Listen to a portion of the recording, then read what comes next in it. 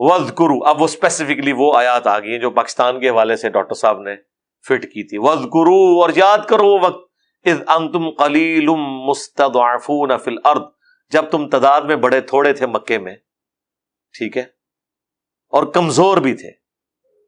تخافون ان یتخطفکم الناس فآواکم، ہر وقت ڈرتے رہتے تھے کہ کہیں لوگ تمہیں اچک نہ لیں. ظاہر مشرکین عرب کی تعداد زیادہ تھی، چند گنتی کے مسلمان تھے، 125 ہوئے تھے ٹوٹل 13 سالہ مکی دور کے اندر.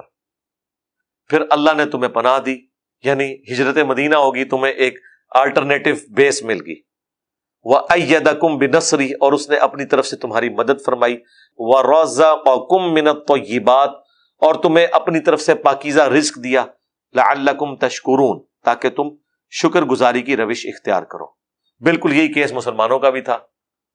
80% نان مسلم تھے سب کانٹیننٹ میں، 20% مسلمان تھے. ہر وقت ڈر لگا رہتا تھا کہ انگریز اگر سب کانٹیننٹ چھوڑ کر چلے گئے تو ہندوؤں کی تعداد 4 گنا ہے مسلمانوں سے، ہر چیز پہ یہ قبضہ کر لیں گے. پڑھے لکھے بھی وہ زیادہ تھے، اور ڈیموکریٹک ویلیوز تو پھر یہی ہیں کہ میجورٹی اتھارٹی ہے. تو اسی وجہ سے مسلمانوں نے 2 قومی نظریے کے تحت اپنا ملک الگ کیا کہ ہم تو ان کے رگڑے میں آ جائیں گے، کیونکہ ہم تو تعداد میں کم ہے، کمزور بھی تھے. اور اللہ تعالیٰ نے پھر ہمیں پناہ دی، مدد فرمائی، اور اپنی طرف سے پاکیزہ رزق دیا. سب سے بڑا رزق پاکستان دیا، ایک آزاد ملک دیا جس کے ذریعے ہم ایک اچھی زندگی گزار سکیں، تاکہ تم شکر ادا کرو. اب شکر تو یہ ہونا چاہیے تھا کہ پاکستان کا مطلب کیا، لا الہ الا اللہ. تو ہم اس بنیاد پہ جو ملک حاصل کیا تھا اس کی امپلیمنٹیشن بھی کرتے جو ہم نے کوئی نہیں کی. تو پھر اس پہ اگلا فتویٰ سنیں. وہاں پر تو یہ تھا نا کہ اللہ تعالیٰ نے مسلمانوں کو کہا کہ مکے سے نکال کے میں نے تمہیں یہاں پہ امن میں کیا، یعنی وہاں تو ڈر لگا رہتا تھا، مطلب حرم میں نماز پڑھنا بھی مشکل تھی کیونکہ حملہ نہ کر دے. اب یہاں تو تمہاری اپنی مسجد نبوی ہے، جب دل کرے نماز پڑھو سکون کے ساتھ، کوئی خطرہ نہیں ہے. یا ایھا الذین آمنوا، اے اہل ایمان، لا تخونوا اللہ والرسول، مت خیانت کرو اللہ اور اس کے رسول کے ساتھ.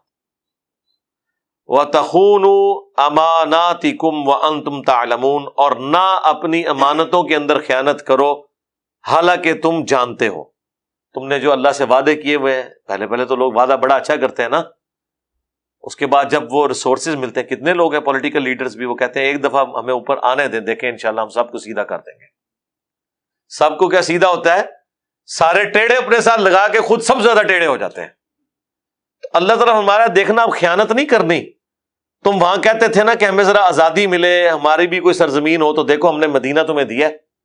اب جہاد کا وقت آئے تو ہمارے نبی کے ساتھ خیانت نہ کرنا. اور ہمارے کیس میں بھی کہ پاکستان لے تو لیا، تو اب اللہ رسول کے ساتھ خیانت نہ کرنا. جس مقصد کے تحت لیا تھا دعائیں مانگ کے، وہ مقصد پورا کرنا کوئی نہیں کیا. وَاعْلَمُوا، اور خوب جان لو، انما اموالکم و اولادکم فتنہ، اصل چیز یہی ہے کہ تمہارا مال اور تمہاری اولاد یہ آزمائش کے سوا کچھ نہیں ہے. یہ فتنہ پنجابی والا نہیں ہے، یہ عربی والا ہے کہ اس کے ذریعے اللہ تمہیں آزماتا ہے، مال کے ذریعے اور اولاد کے ذریعے. یہ نہیں ہے کہ مال ختم کر دینا ہے اور اولاد قتل کر دینی ہے، نہیں. مال اور اولاد، مال انسان کی ضرورت ہے، رزق حلال کمانا ضروری ہے. اولاد انسان کی ضرورت ہے، نعمت ہے.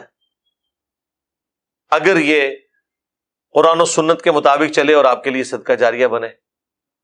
یہ نہیں ہونا چاہیے کہ اولاد کو خوش کرنے کی خاطر حلال اور حرام کی تمیز گنوا دی جائے اور مال کی محبت میں انسان اللہ اور اس کے رسول کے ساتھ غداری کرے. اس لیے کہا گیا کہ یہ فتنہ ہے، آزمائش ہے.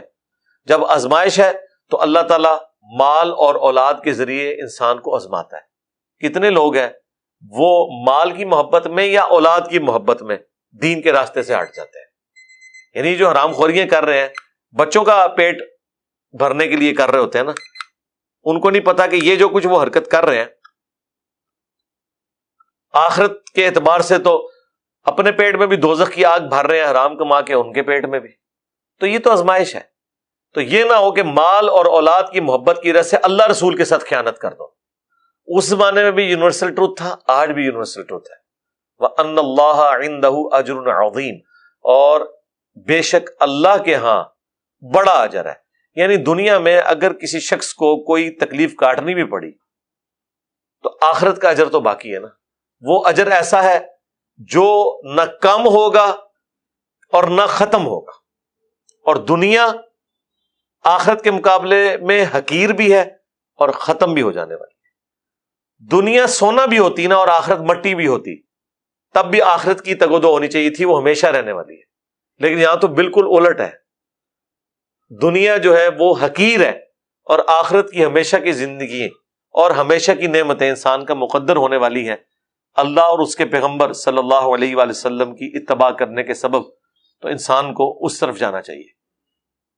یہی وہ چیز ہے جس کو اللہ تعالیٰ نے سورۃ الاعلی میں فرمایا بل تؤثرون الحیات الدنیا، تمہارا اصل مرض یہ ہے کہ تم دنیا کی زندگی کو ترجیح دیتے ہو، والآخرۃ خیر وابقی، جبکہ آخرت بہتر بھی ہے اور ہمیشہ رہنے والی بھی۔ ان ھذا لفی الصحف الاولی، یہی ایک کانٹے کی بات ہے جو پچھلے صحائف میں تھی، صحف ابراہیم و موسیٰ، چاہے موسیٰ علیہ السلام کے صحائف ہیں یا ابراہیم علیہ السلام کے، تمام الہامی کتابوں کی دعوت کا خلاصہ قرآن میں یہی بیان ہوا ہے کہ دنیا کی زندگی عارضی ہے، اصل زندگی آخرت کی ہے، لیکن اس سے رہبانیت بھی اختیار نہیں کرنی۔ دنیا آپ کا ٹیسٹ ہے، یہ امتحان گاہ ہے، اس سے آپ بھاگ کے جنگلوں میں نہیں جا سکتے کہ کوئی شخص کہ میں بیوی بچوں ماں باپ کو چھوڑ کر بس اللہ اللہ کروں تو آپ فیل ہوگے۔ یہ تو اسی طریقے سے کہ آپ کمرہ امتحان سے خالی پیپر دے کے بھاگ جائیں تو کوئی پاس ہوگا نہیں۔ پاس ہونے کے لیے اس کمرہ امتحان میں بیٹھ کے یہ جو پیپر ہے اسے حل کرنا ہے۔ یہ آپ کے پاس پیپر آیا ہے کہ آپ نے ماں باپ بیوی بچوں کے حقوق پورے کرنے ہیں، ان کے درمیان توازن رکھنا ہے۔ حلال کماتے وقت جو تکلیف اٹھانی پڑ رہی ہے حرام سے بچنے کے لیے، یہ آپ کا ٹیسٹ ہے۔ ان ٹیسٹوں سے آپ گزریں گے ہی نہیں، اور جنگلوں میں آپ نکل جائیں اور پتے باندھ رہے اپنے جسم کے اوپر اور آپ کے میں اللہ اللہ کروں گا تو کنفرم فیل، چونکہ دنیا تو آپ کی امتحان گاہ تھی، اس کو چھوڑ کے تو آپ نہیں جا سکتے۔ خالی پیپر بھی نہیں دے کے جا سکتے اور خراب پیپر بھی نہیں دے کے جا سکتے۔ پیپر دینا ہے، صحیح دینا ہے تو کامیاب ہو جائیں گے۔ یہ ہے اصل چیز۔ اللہم ربنا آتنا فی الدنیا حسنہ وفی الآخرۃ حسنۃ وقنا عذاب النار ربنا هب لنا من ازواجنا وذریاتنا قرۃ اعین وجعلنا للمتقین اماما۔ اللہ تعالیٰ سے دعا ہے جو حق بات میں نے کہی ہمارے دلوں میں راسخ فرمائے۔ اگر جذبات میں میرے منہ سے کوئی غلط بات نکل گئی، اللہ تعالیٰ ہمارے دلوں سے محو کر دے، ہمیں معاف بھی فرما دے، ہمیں کتاب و سنت کی تعلیمات پر عمل کر کے دوسرے بھائیوں تک پہنچانے کی توفیق عطا فرمائے۔ سبحانک اللہم وبحمدک، اشہد ان لا الہ الا انت، استغفرک واتوب الیک، وما علینا الا البلاغ المبین۔ جزاکم اللہ خیرا۔